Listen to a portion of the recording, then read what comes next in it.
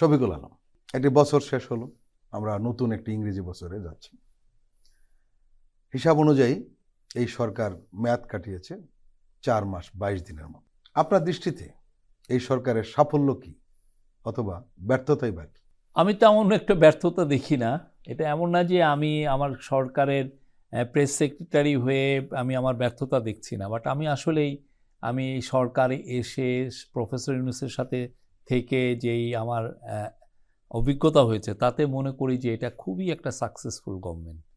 এটা মানে আমাদের অনেক অনেক পরে যখন ইতিহাস লেখা হবে তখন আমার মনে হয় যে আমরা আমাদের ডিউ ক্রেডিটটা পাবো। এখন হয়তো বা মানুষজন প্রতিদিনকার ইভেন্টের কারণে আজকে হয়তো একটা খুন হলো, কালকে হয়তো একটা প্রোটেস্ট হলো, পরশুদিন হয়তো এমন একজন এমন একটা কমেন্ট করলেন, সেগুলোর কারণে হয়তো মানুষের চিন্তাভাবনা অন্যদিকে হয়ে যেতে পারে। বাট আপনি যদি বাংলাদেশ এই গভর্নমেন্টের গত প্রায় 5 মাসের যে আপনি সাকসেস দেখেন, এটা অ্যামেজিং সাকসেস।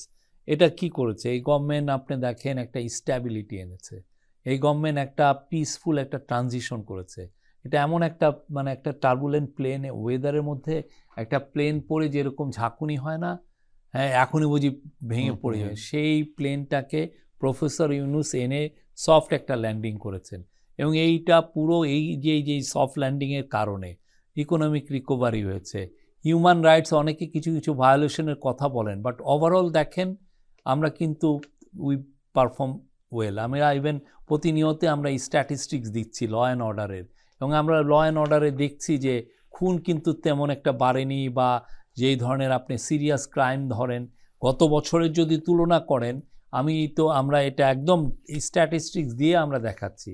মানুষের মধ্যে পারসেপশন আছে যে না বুঝি জিনিসপত্র খারাপ হচ্ছে, বাট এই পারসেপশনটা আসে হয়তো বা ওই যেহেতু শেখ হাসিনা যেই ধরনের খুন খারাপি করেছেন সেই সময় থেকে ওই ভয়ের থেকে এই পারসেপশন প্রত্যাশার মাত্রাটা অনেক বেশি এইখান থেকে, তো সেই অনুযায়ী এই জন্য আমি বলবো যে, এবং এর কারণে আপনি দেখেন ইকোনমিক্স ম্যাগাজিন পৃথিবীতে সবচাইতে রেসপেক্টেড ম্যাগাজিন, ওর একটা মানে অন্যান্য কোনো টাইম ম্যাগাজিন বা এগুলো তার কাছে কিছু না। ওয়ার্ল্ডের টপ জার্নালিস্টরা ওইখানে কাজ করে, তাদের দৃষ্টিতে এই বছরের সেরা দেশ ছিল বাংলাদেশ। এটা এটা এটা এর চেয়ে মানে অ্যামেজিং প্রাপ্তি আর কি হতে পারে? এবং এটা কি ওরা থেকে আমরা কি ঘুষ দিয়ে করিয়েছি? আমরা কি আমাদের লবির গ্রুপ লাগিয়েছে যে আমরা জানি সিরিয়া এবং বাংলাদেশের বিতর্ক হয়েছিল প্রচুর? হ্যাঁ, এবং আমরা কি ওদেরকে কোনো লবি গ্রুপ এসে ভাই তোমরা আমার জন্য একটু লবি করো? নাথিং। আমাদেরকে ওরা সিলেক্ট করেছে, করে আমাকে এবং স্যারকে জানাচ্ছে যে আমরা কিন্তু বাংলাদেশকে এবার করছি, তো আপনাদের প্রফেসর ইউনূসের সাথে আমরা একটা সাক্ষাৎকার নিব। তখন এসে ওরা বলছে। তো আপনি এইটা তো এমনি দেয় না। এবং আপনি দেখেন এখন ওয়েস্টার্ন পেপারগুলো বাংলাদেশকে নিয়ে যে রিপোর্ট সবই ভালো, কিছু কিছু ইন্ডিয়ান প্রোপাগান্ডা আছে, বাট ওভারঅল বাংলাদেশ গ্লোবাল ম্যাপে আবার ফিরে এসছে। এটা খুনি হাসিনার দেশ না, এটা জনগণের দেশ, এটা একটা স্টুডেন্ট রেভলিউশনারিদের দেশ, এবং এটার ডেমোক্রেটিক অ্যাসপিরেশন এর দেশ, যে আমরা একটা ডেমোক্রেটিক ট্রানজিশনে যাচ্ছি, যেটা এমন একটা সাস্টেনেবল এবং ডিউরেবল একটা ডেমোক্রেটিক ট্রানজিশন হবে, যেটা আমাদের ছেলেমেয়েরা, আমাদের নাতি পুতি, আমাদের জেনারেশন আফটার জেনারেশন যাতে এইটার বেনিফিটটা পান। শফিকুল আলম, সরকারের সাফল্যের ব্যাপারে নির্মোহভাবে যদি কেউ বলে তাহলে এভাবে বলেন যে নানান জায়গায় রাষ্ট্রযন্ত্রের যে অচলাবস্থা বা যেভাবে তছনছ করে গিয়েছে, সেই তুলনায় সরকার এই দেশটাকে রাইট ট্র্যাকে নিয়ে যাচ্ছে। এটা একটা পজিটিভ দিক। দ্বিতীয় দিক হলো এটা ঐক্যর ইউনূস, যেটা আপনি বলছিলেন বারবার, প্রফেসর ইউনূস ছিলেন ঐক্যের প্রতীক, এবং এই ঐক্যের প্রতীক এই সময় সবচেয়ে বেশি দরকার ছিল। এটা হলো একটা পজিটিভ দিক যারা আপনাদের সম্পর্কে বলেন বা আমরা বলি। আর নেগেটিভ দিক সম্পর্কে আমরা যেটা বলি, সবসময় অনেকে বলে থাকেন, সেটি হলো এই সরকারকে যতটুকু অ্যাক্টিভ হওয়ার দরকার ছিল তত অ্যাক্টিভ না। এবং কেউ কেউ যারা আপনাদেরকে খুব ভালোবাসে তারা বলে এটা ভদ্রলোকের সরকার, তো তাই অ্যাগ্রেসিভ না। কিন্তু কেউ কেউ প্রত্যাশা করে যে সরকারটি কোনো কোনো ক্ষেত্রে অ্যাগ্রেসিভ হওয়া প্রয়োজন।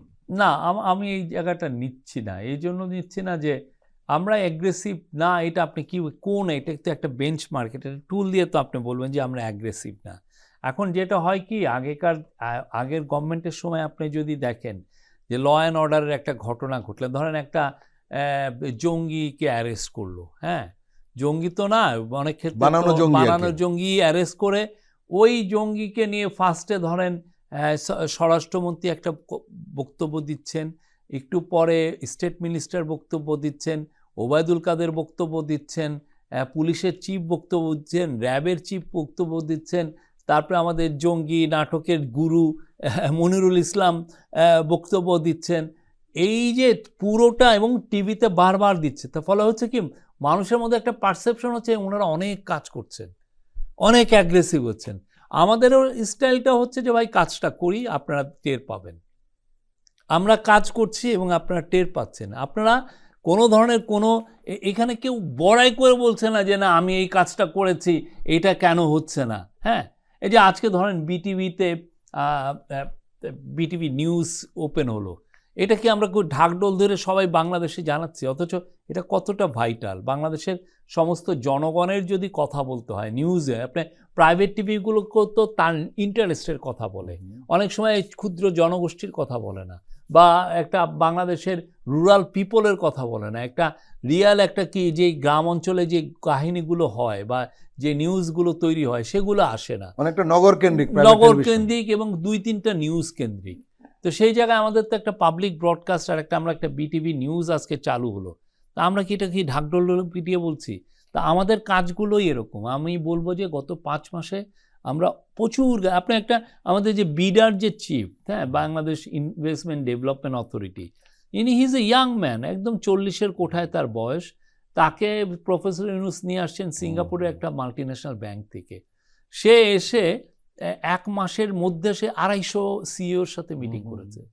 সে এসে অনেক, আপনি যে কোরিয়ান ইপিজিটিতে ল্যান্ডের ঝামেলা ছিল, কোরিয়ান ইপিজিতে এটার কারণে অনেক ইনভেস্টমেন্ট, এবং উনি এসে তাড়াতাড়ি কত দ্রুত আমাদের এই রিফর্মগুলো করা যায়।